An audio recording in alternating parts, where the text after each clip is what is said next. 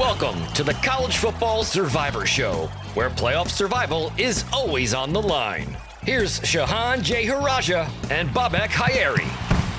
All right, everybody, this is the College Football Survivor Show, where we are all about the race for the College Football Championship. I'm Bobak Hayeri, and I'm joined by the infinitely informed Shehan Jeyarajah, national college football writer for CBS Sports. You can find us on X and TikTok at CFB Survivor Show, where we have video highlights of the show, run polls, and you can send us feedback. You know, we're a podcast first and foremost, so we always appreciate it when you take a moment to like, rate, and subscribe to our show wherever you find us. Good reviews are always welcome. We here are on a mission to find the ultimate survivor in the college football playoff race, the champion.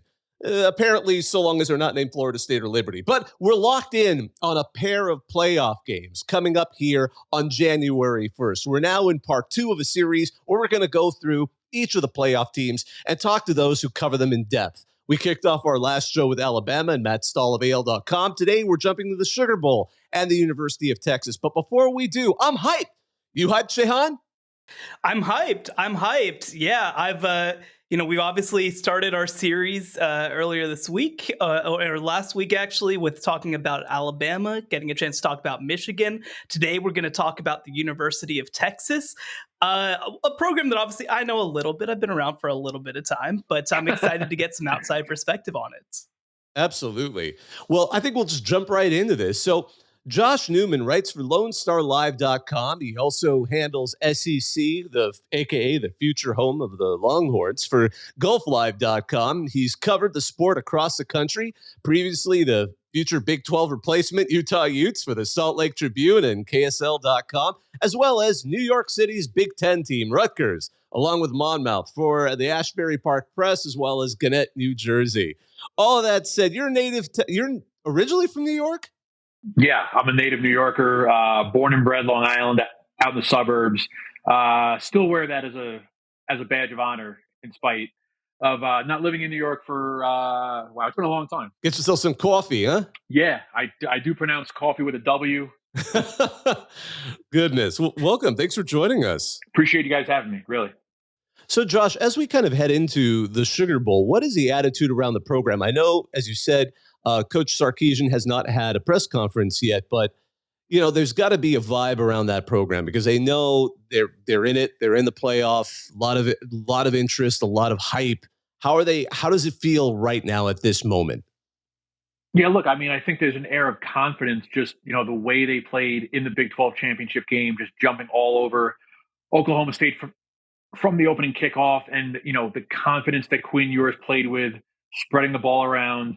The defense was terrific. So, that's the last time that we've seen Texas play a football game. And the last time we saw them play a football game, they were outstanding. So, as you go into this matchup against Washington, I think that Texas does have a bit of an advantage, right? It is two offenses that, that like to go up and down, and, they're high octane with two outstanding quarterbacks with Ewers for Texas and Michael Penix Jr. for Washington, who obviously finished number 2 in the Heisman Trophy voting. I think if you're Texas, you're feeling really confident about how you played down the stretch, how you played against Oklahoma State on December 2nd. And I think you're feeling good about the matchup that you're looking at going into the Sugar Bowl against Washington. Absolutely. Before we dive into those matchups, obviously the portal's been open since that game. And I feel like we should at least talk a little bit about, for example, Malik Murphy unsurprisingly stepped into the portal and he won't be available for the Sugar Bowl. Are there any other players who might affect potentially depth heading into this game? I think that's the big one. I mean, they've certainly had a small handful of guys beyond Malik Murphy enter the transfer portal. I don't think any of the other guys who have left, that's not going to sap your depth.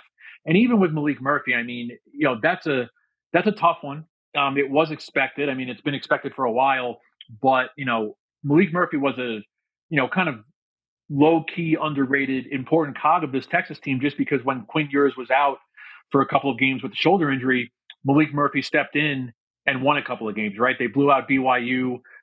They beat Kansas State in overtime. But you're losing Malik Murphy, but you have Arch Manning, right? Obviously, Arch Manning is unproven, but obviously a lot is expected of him. He's going to be the backup to Quinn Ewers in the Sugar Bowl.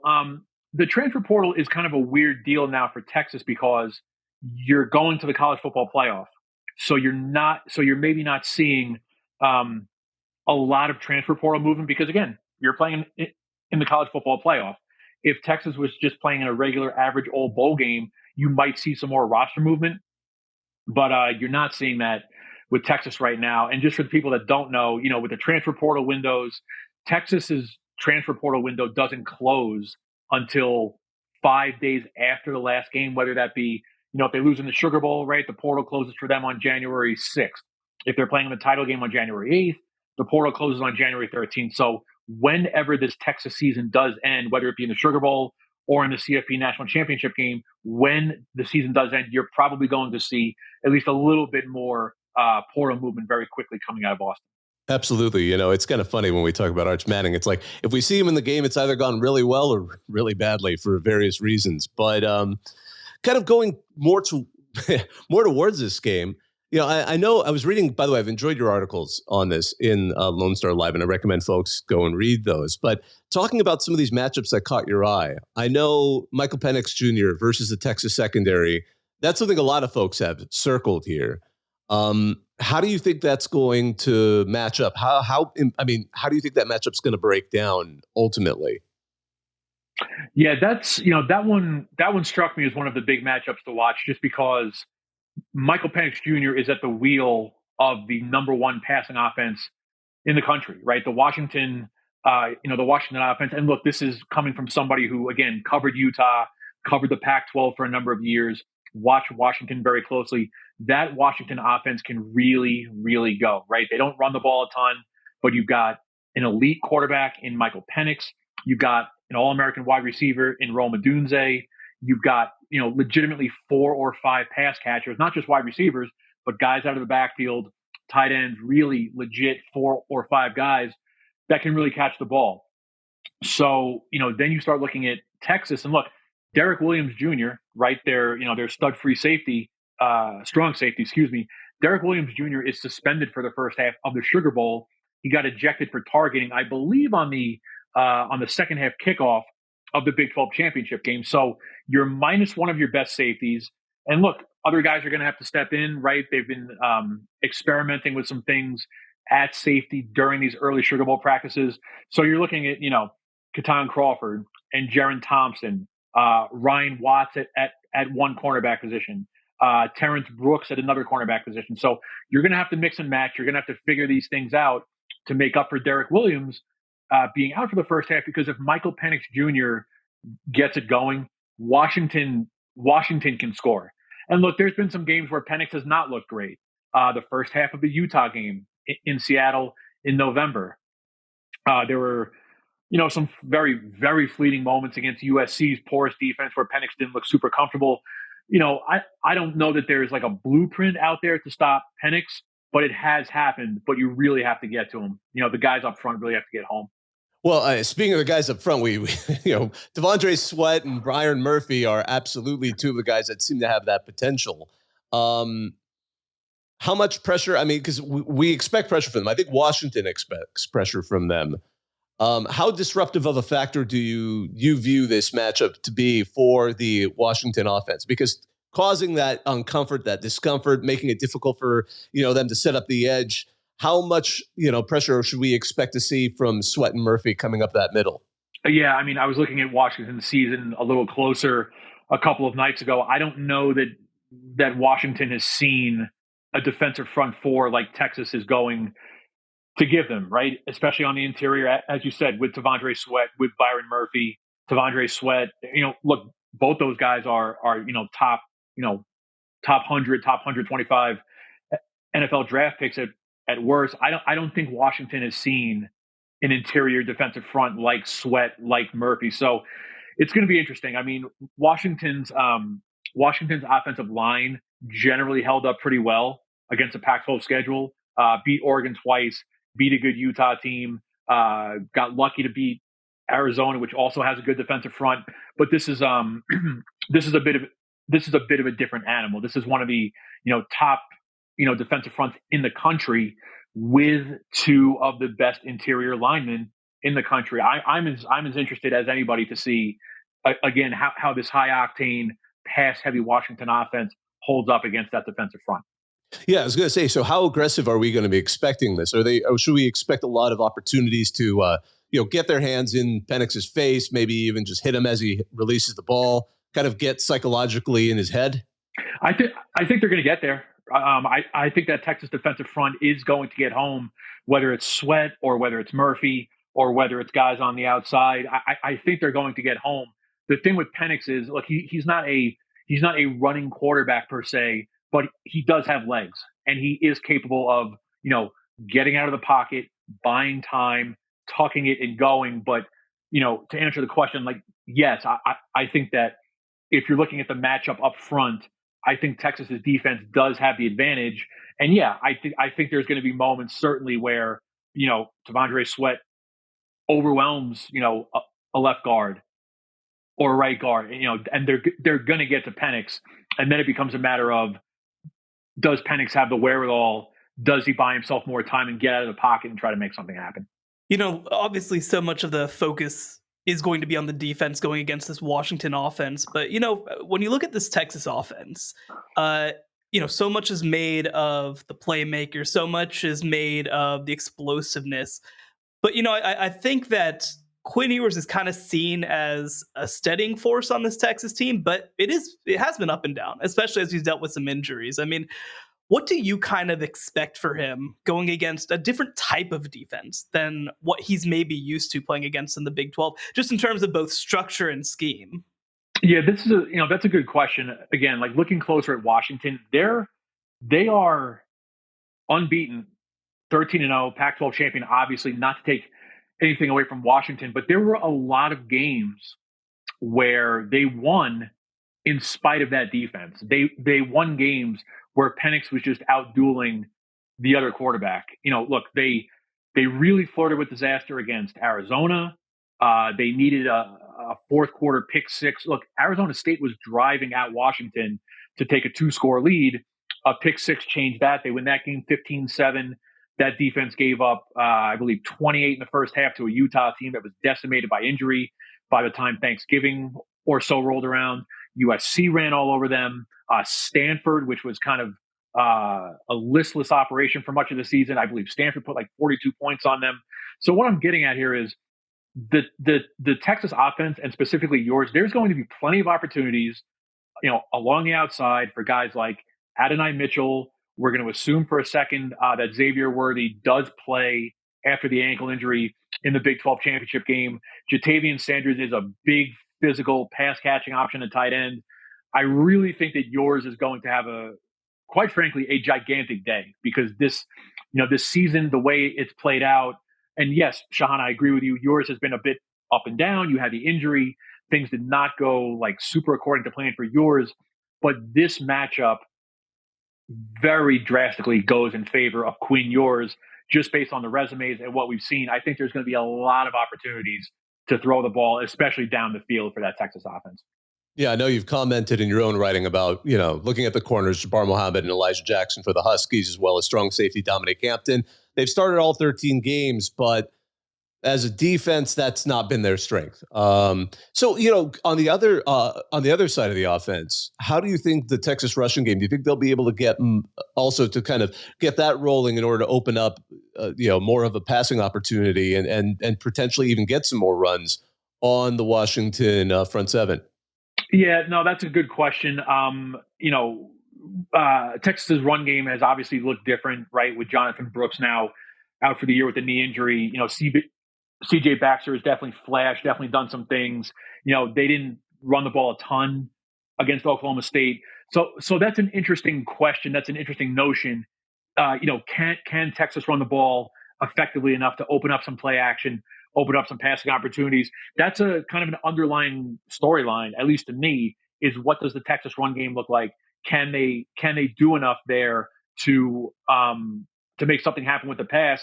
The Washington defensive front, it's pretty stout. I mean, the times that I saw Washington, again, it's the secondary that's been kind of porous for Washington, but their guys up front, are legit. So, can CJ Baxter can CJ Baxter set a tone? Do they go to CJ Baxter early? Do they not let Ewers just sling it all over the place early in the first quarter? Again, that's, at least to me, again, that's a bit of an underlying storyline. What does your running game look like, especially early if you're Texas? Yeah, I'm curious too.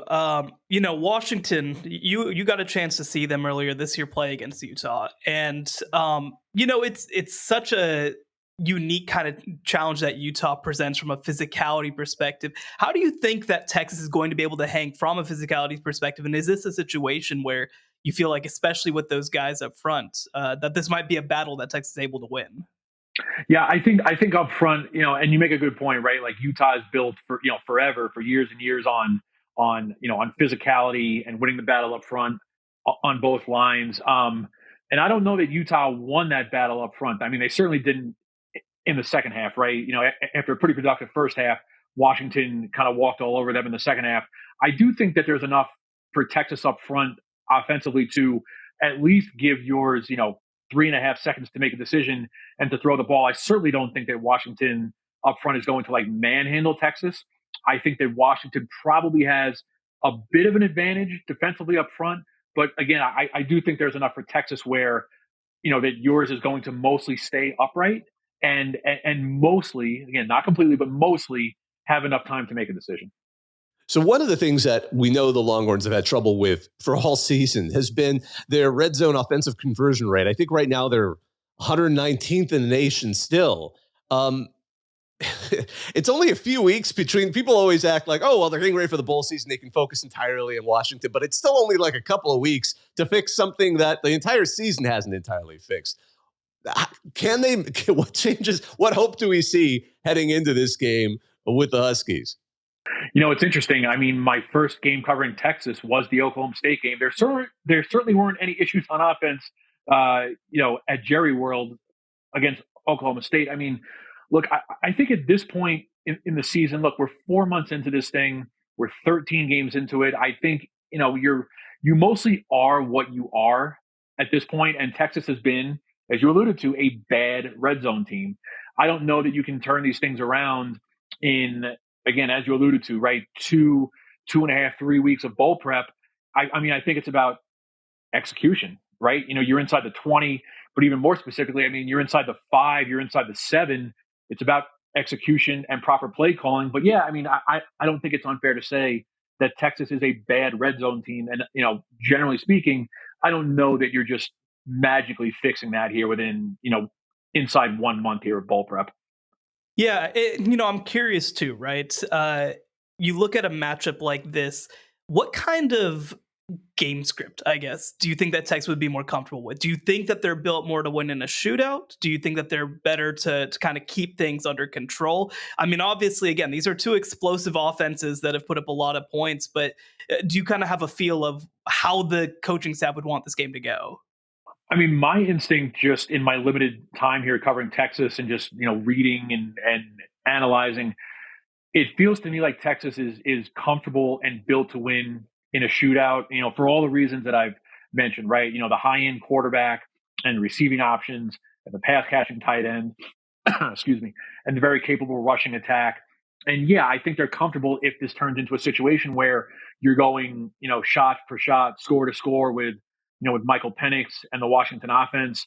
If it goes shot for shot, touchdown for touchdown, if it turns out to be a high-scoring game, I trust Texas's defense a little bit more than Washington's defense. I trust Texas's defense will make a play before Washington's. And again, Washington gave up all the points to USC and all the points in the first half to a Utah team that was, again, decimated. Stanford ran all over Washington's defense. And they were winning 13 games largely in spite of their own defense. So yeah, this Texas outfit, both sides of the ball, it just strikes me as, yeah, they're comfortable scoring points and they're probably comfortable giving up points. But when it comes time for anybody to make a stop, I think Texas is a little better equipped. They've shown themselves a little bit better defensively over the course of 3 months, 4 months than Washington has. It's interesting to hear you say that, because one of my thoughts was, how much of this is going to fall on the shoulders of Quinn Ewers in order to get this win. Because certainly we've talked about it, on the others in the other game, Jalen Milroe it just is kind of in the same zone where a potentially great performance would set up the Heisman talk for next season because it seems like they're just getting ready, they're biding their time. And that kind of goes towards, you've talked about what would lead to Texas winning this particular matchup. In your opinion, if Texas were to end up losing the Sugar Bowl, where do you think the problems will have arisen? Oh, that's a loaded question. Probably defensively, because again, if Michael Penix gets it going, and the offensive line for Washington is standing up and just giving Penix all the time in the world, there's a lot of options on the outside, and also a tight end for Washington. Like there's absolutely a world where Penix throws for like 380 and 4 touchdowns, and Washington wins this game. A game being played into the 40s. I mean, that's entirely possible. So I don't have that many concerns. Again, assuming Xavier Worthy plays coming off the ankle injury, I don't think I have many concerns about Texas's offense. I think they're going to score points. I think the problem is defensively. Like, again, with Derek Williams out for the first half, if Penix is exploiting that, if Rome Odunze really gets going, he's capable of 8, 10, 12 catches going all over that Texas secondary. I don't think the problem is going to be with the Texas offense. I think the Texas defense is, not that it is susceptible to giving up a ton of points or a ton of plays. I just think you're playing a very elite offense with a very elite quarterback in Penix, who again is capable of throwing it all over the Superdome. Yeah, and I'm curious too, if Texas wins this game, I mean, how do you like them in a potential matchup against either Alabama once again, who of course they beat in the past, but is a different team now, or a Michigan team that really hasn't had very many flaws this year? Yeah, I don't know that I like Texas in either matchup, but like just in the moment here, I think I probably like them better against Michigan if Texas can set the tone. Like those two teams want to do two different things. Like Texas wants to go, and Michigan wants to run the ball down your throat and eat up the clock and play defense. Alabama was a different team after that loss to Texas on September 9th. And I think a lot of people were writing off, Saban and this, never-ending era of success under Nick Saban. And we see how that worked out, right? They survived a few games, right? They survived, the game at Texas A&M, a couple of others. They really, really beat up Georgia. And Alabama is playing at a much different level now than what they showed against Texas back in September. If Texas wins this game, I'd probably give them a better chance to beat Michigan than I would against Alabama. Man, I'd like to see Texas Alabama, round 2, all this time later, with that first game kind of as the backdrop. Of course, if it's Texas Alabama, we're all going to be talking about that first game, dissecting that first game. I would really, as a fan of the sport, not even as a journalist, but like as a fan of the sport, I would like to see Texas Alabama go at it again. Absolutely. On kind of a lighter note, do you think the Texas fans are going to figure out a way to boo Commissioner Brett Yormark at the Sugar Bowl again somehow? Yeah. Oh man, that was really something. I mean, my first meeting, so to speak, with like Utah fans was like something like very benign and like not a big deal. But like my first impression of Texas fans was them booing Brett Yormark like into the ground at AT&T Stadium. I don't know how that came off on TV, but like at ground level, like at Jerry World, it was loud. They were booing him. So I appreciate the passion of college football fans. Texas fans certainly show the passion in letting Brett Yormark know how they felt about him. Yeah, it's going to be such a good playoff heading forward. What is the thing that you're most excited to watch when it comes to this Texas team, just heading into this final stage? Obviously, so many playmakers, so many NFL talents potentially, but what's the biggest thing that you're going to be keeping an eye on? I'm looking forward to watching Quinn Ewers again. The Big 12 championship game for me, that was a lot of first impressions, right? And the first impression of Ewers was just this very like cerebral, confident football player who could do anything on a football field. And again, with the with the injury, and I know that it's been sort of up and down, but the time that I saw him, he was electric. So this is the biggest stage that Ewers has ever played on. Obviously, a national semifinal. It's the Sugar Bowl and all the pageantry and the history that comes along with that. You're playing for a spot in the national championship game. And for Ewers, that means, not going home, but, you're playing for the Natty in your home state, right? The game would be in Houston. So I'm curious to see whether or not Ewers can meet the moment, right? Because so much has been expected of him going back to high school at South Lake Carroll, and so much has been expected of him, coming home, so to speak, from Ohio State. You're the pride of Texas. You're the quarterback at the University of Texas. I'm really curious to see if Quinn Ewers can meet the moment in the biggest stage that he's seen. I have to push back a little bit. I mean, he did play in the Class 6A state championship game against Cade Klubnik and Austin Westlake. That's a pretty big stage. I'm slow. Of course, I know about Friday Night Lights, and I'm not like super well versed in Texas high school football, but I am slowly learning what the 6A state championship means. I apologize to anybody from Texas. I did not mean to denigrate Texas high school football. That is not my intention. Okay. Hey, well, if you are up here next year, I would advise you try to make it up to these state title games. It is an experience unlike any other. Yeah, look, this is not a topic for now, but I just found out last week there is 6-man football at the lowest levels or the smallest schools. Oh yeah, that was electric. I was watching one of the 6-man finals on the stream. I was fascinated. Oh, 6-man football is a delight. It's great to watch. So good. I've seen it Yeah. Shout out to my former employers at Dave Campbell's Texas Football. If you want to learn anything more about that, TexasFootball.com. It's a great website. But yeah, no, you got to make it up here if you get the chance next year. I will for sure. Josh, one last question I have for you. It's going to obviously be, you've talked about the passion of the Longhorns fan base, which you've now seen in full force. So the Sugar Bowl feels like it's going to be a home game for the Longhorns. I mean, by all indications, do you think that's what it's going to be like? It's going to be probably more hostile because Washington, I mean, they've been a good program. They've made the college football playoff before. They're certainly one of the powers historically of the Pac-10 and then later Pac-12 after, USC and some of the others and Oregon's ascendancy. But I'm not sure they're going to travel as well to this one. I think they're maybe saving for that potential NRG date. And even then, good luck outbidding Texas fans when they get really into it, right? So, I mean, how much of an environment advantage do you think the Longhorns are going to have? Yeah, I sort of touched on this in a story earlier this week. I mean, I'm working on the assumption that it's going to be a quasi home game for Texas just because, from Austin, really from anywhere in Texas, like you can drive to New Orleans. What do we 500 plus miles is probably like 7.5 or 8 hours. So if you're a Texas fan, you can drive. I don't know if you boys have been to Seattle ever, but that's a cross country flight from Seattle to New Orleans. Ticket prices are very expensive. I know that Alaska Airlines added some flights for fans to go to New Orleans. Those went quickly.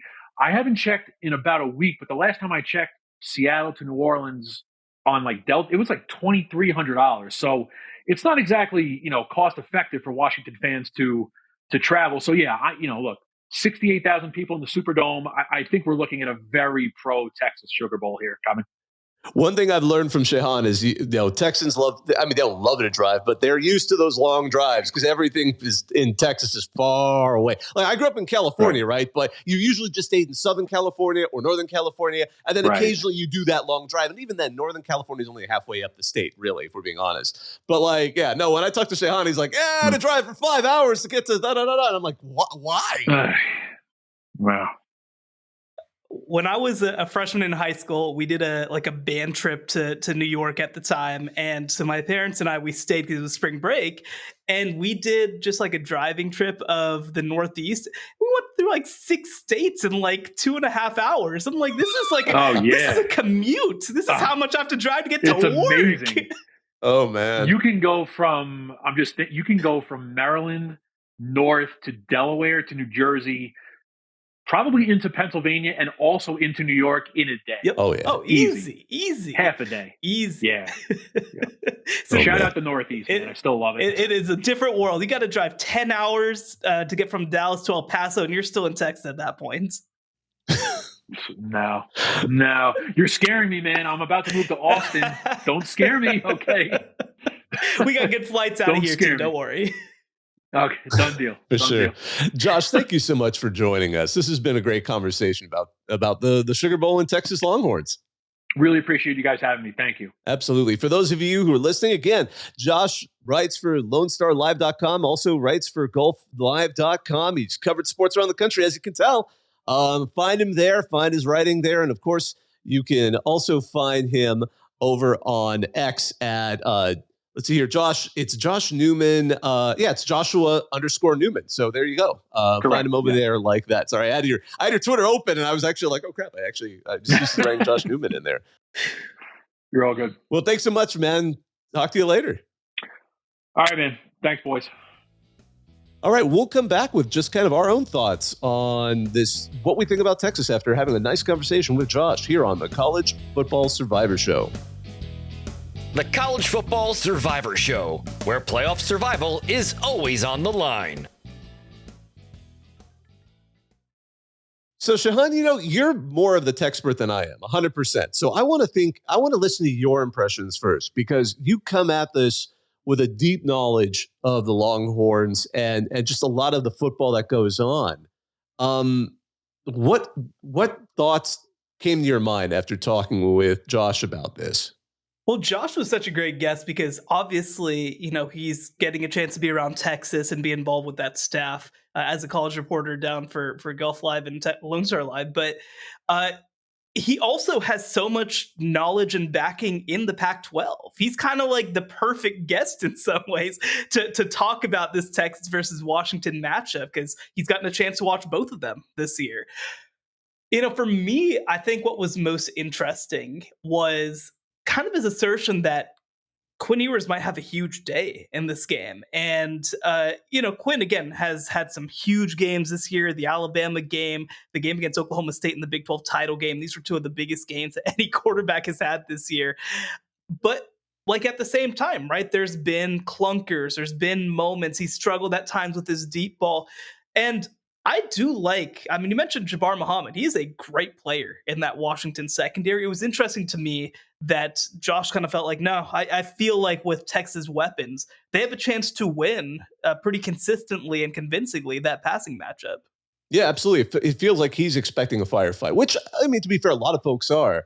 And really what it's going to come down to is that extra oomph that comes from that Texas defense, and especially who we see in that line that will disrupt enough of the Washington offense to, keep them, maybe cause a turnover or just a punt or two, and that could be the difference. And it's certainly not infeasible. That push that we're going to see from Devontae Sweat and Brian Murphy is going to be, I think that's going to be fascinating to watch. And how, to be fair, Oregon's tried this a couple of times, and that was what everyone went into the Pac-12 title game thinking like, well, they got him once, but it was in Husky Stadium, and just watch. You put him on a neutral field, you're going to see, that Dan Lanning's going to cook up an aggressive defense. It's going to disrupt Washington, and boy, were we wrong there. So, to be fair, I think the talent level at Texas is an order of magnitude above that. They've got those guys who are probably the best at their position in the country, easily the best at their position in the country.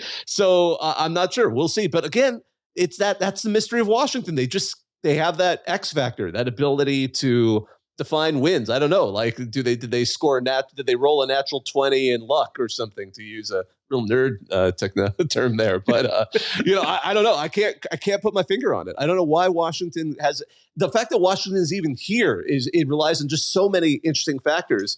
But when you look at the sheer reality and talent of what's on the other side of the ball with what's Texas, both offense and defense, it seems like they should win. But I've said that, we've said that a couple of times before, and Washington manages to pull it off. So that to me is an interesting question. That's why I was really curious what was going to be the factor in a Washington win and a Texas loss. And he thought, again, can the defense just not keep up?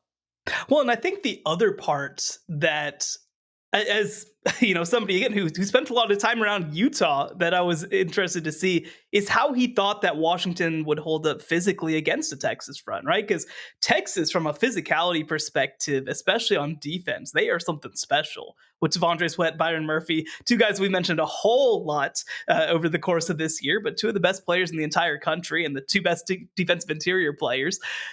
It's interesting to me that Josh kind of feels like maybe Washington's going to win that battle. Obviously, look, when you talk about talent, there's no question Texas has more talent from a running back perspective. But we saw Dylan Johnson over the course of this season as well come along and put together some really physical yards down the stretch. He had 100 yards in both Oregon games, which was really big for this team. I'm curious how that kind of translates to playing against a Washington front that obviously has been playing really well. The thing that you have to say about Texas is that, one, they've played some of the best running backs in the country. I mean, Taj Brooks, the number 4 rusher in the country, Ollie Gordon, the number 1 back in the country. But neither of those offensive fronts are as good as what Washington has. Now, Dylan Johnson isn't as good as those players, but how much of an advantage does that give them? I expect Texas, don't get me wrong, they're going to win the rushing battle. I don't think there's any doubt about that. But the question is it by a little or is it by a lot? Because if Texas is able to run all over this team and Washington's averaging 2 yards per carry, that changes things quite a bit. It's such a fascinating matchup. I mean, this is such a great game to me. One of the better playoff matchups that I think we've had in a long time. I agree. I mean, both on the Washington side of the ball, the strategy that Ryan Grubb is going to implement on his offense, I'm absolutely curious to see what he does. But equally with Coach Sarkisian, he himself is a great and smart offensive play caller. Ever since, I remember when he got his start with Norm Chow under Pete Carroll, along with, Lane Kiffin, who's oftentimes compared in some ways to their offensive styles.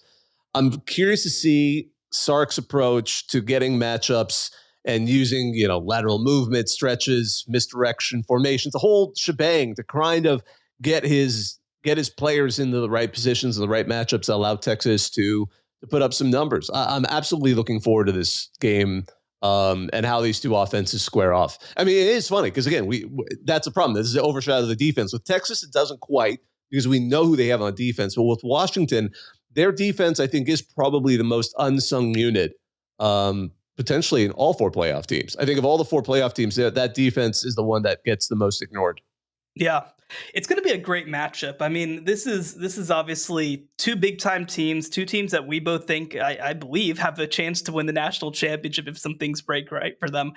It was interesting to me, I will say, that Josh also did feel like Texas wasn't a great matchup for either Alabama or Michigan. I've definitely felt differently than that. I definitely felt like if Texas is able to win this game, that they have a good shot against those other 2 teams. But I don't know. Maybe we need to reevaluate a little bit. And certainly, go listen to last week's podcast. When it comes to Alabama and Michigan, we went deep on them as well. So we're going to have an opportunity to really think things through later on this week. We're going to have a special bonus podcast that will preview both these games from just our perspective, kind of going through what we know. So a lot still left to figure out, but I'm excited. Me too, and can't wait to sort out more of this. Well, I'm going to take this moment to thank all of you who listen to us. We always appreciate having you as part of our team. And I want to thank our producer, Joey Aliberti. Be sure, if you get a chance, to like, rate, and subscribe wherever you get your podcasts. You can, of course, find us on X and TikTok at CFB Survivor Show, where you can learn even more about us. He's Shehan Jayaraja. You can find his work at cbssports.com and on X at Shehan Jayaraja.